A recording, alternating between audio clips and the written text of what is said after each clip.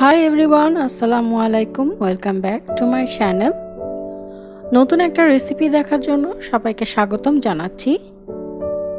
Crispy egg finger recipe আজকে আমি share করতে যাচ্ছি। এই রেসিপিটা কিন্তু খুব সহজেই তৈরি করা যায়, আর এটা বিকালের নাস্তা হিসাবে বা বাচ্চাদের টিফিনে কিন্তু অনায়াসেই তৈরি করে নিতে পারবেন। আর এই রেসিপিটা কিন্তু খুবই সিম্পল হয়ে থাকে এবং ঝটপট তৈরি করা যায়। এগ ফিঙ্গারের জন্য প্রথমে আমি 3টা ডিম ভেঙে নিচ্ছি। ডিমগুলা রুম টেম্পারেচারে নিয়েছি।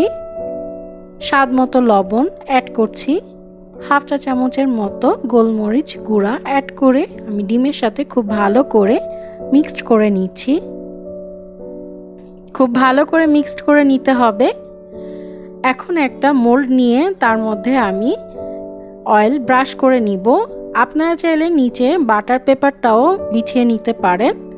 মোল্ডে ডিমের মিশ্রণটা আমি ঢেলে নিব।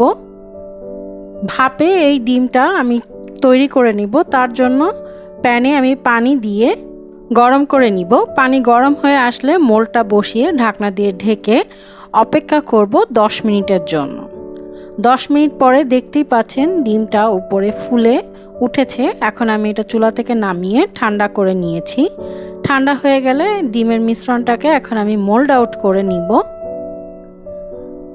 মোল্ড আউট করা হয়ে গেলে লম্বালম্বি করে আমি ঠিক এভাবে কেটে নিব ডিমের মিশ্রণটা। দেখতেই পাচ্ছেন খুব ভালো করে কিন্তু কুক হয়ে গেছে।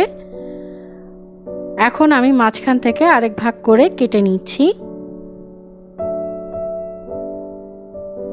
সম্পূর্ণ কাটা হয়ে গেলে এখন আমরা একটা গোলা তৈরি করে নিব। তার জন্য 2 table spoon cornflour, 2 table spoon ময়দা নিয়ে নিলাম, স্বাদ মতো লবণ,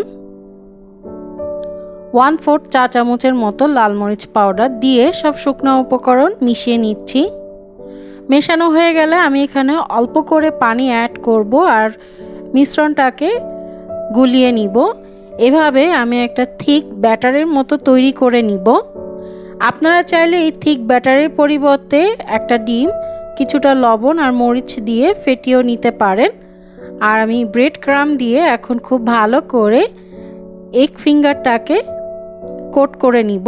এভাবে সব এগ ফিঙ্গার আমার কোট করা হয়ে গেছে। এই এগ ফিঙ্গারগুলো আমি ফ্রিজে রেখে 30 মিনিটের জন্য সেট করে নিব। আর আপনারা চাইলে ডিপ ফ্রিজে রাখতে পারবেন 1 মাসের জন্য। এভাবে সংরক্ষণ করেও পরে ভেজে খেতে পারবেন। তেল গরম করে নিয়েছি। গরম হয়ে আসলে আমি একে একে এগ ফিঙ্গারগুলো তেলে দিয়ে দিব। খেয়াল রাখবেন তেলটা যেন গরম হওয়ার পরেই দেন। মিডিয়াম হিটে আমি এই এগ ফিঙ্গারগুলোকে উলটপালট করে ক্রিস্পি করে ভেজে নিব। পুড়ে যেন না যায় এজন্য কিন্তু বারবার উলটপালট করে নিতে হবে। আর ভাজা হয়ে গেলে খুব ভালো করে তেল ঝরিয়ে আমি চুলা থেকে নামিয়ে নিব। আমাদের ক্রিস্পি এগ ফিঙ্গার কিন্তু তৈরি হয়ে গেছে। আমি এখন একটা এগ ফিঙ্গার আপনাদের ভেঙে দেখাচ্ছি। এই এগ ফিঙ্গার কিন্তু বাচ্চারা প্রচুর পছন্দ করবে, আর এটা কিন্তু আপনি খুব সহজেই তৈরি করতে পারবেন। আপনারা চাইলে এগ ফিঙ্গারের মধ্যে মিক্সড হার্ব অথবা ধনিয়া পাতাও ব্যবহার করতে পারেন। আশা করি আমার আজকের এই এগ ফিঙ্গার রেসিপিটা আপনাদের কাছে ভালো লেগেছে। যদি ভালো লেগে থাকে তাহলে আমার চ্যানেলটা সাবস্ক্রাইব করবেন। সবাই ভালো থাকবেন। আল্লাহ হাফেজ।